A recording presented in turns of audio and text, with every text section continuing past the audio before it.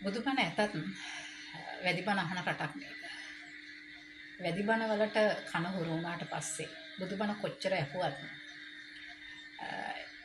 බුදුබණ වැටහෙන්නේ නැහැ. මේ රටේ කොයිතරම් බුදුබණ තිබුණත් මිනිස්සු වැඩිබණ වලට හුරු වෙලා තියෙනවා.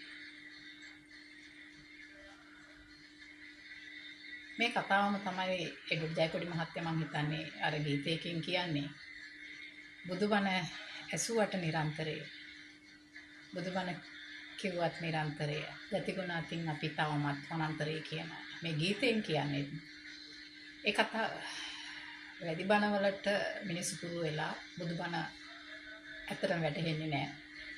වැද්දා කැලෙන් එළියට එන්නට කැමති නෑ වගේ මානසික වනාන්තර වලින් මිනිස්සු එළියට එන්නට දන්නේ නැහැ. ඇත්තටම කැලෑවේ වනයේ ඉන්න වැද්දයි නගරයේ ඉන්න වැද්දයි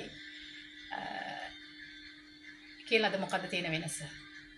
එදා කැලෑවේ ආහාර ටික සපය ගන්නට බැරි වෙච්ච මේ කියන දහමක් ගැන වැටහීමක් නැති වැඩි මිනිස්සයා සතු දඩයන් කරලා ඉවරලා ඒ මස් මාංශ අනුභව කරපු එක අපිට ගැටලුවක් නැහැ. හැබැයි අද නාගරිකව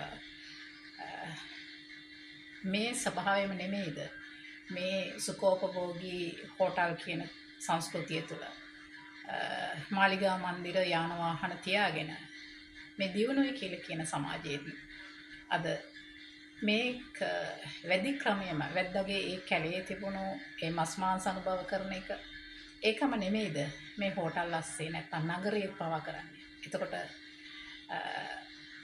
කොහෙද බුදුබණ? වැඩි බණ වලට හුරු වෙච්ච මිනිස්සුන්ට බුදුබණ තේරෙන්නේ නැති එක අහන්නට දෙයක් නෑ.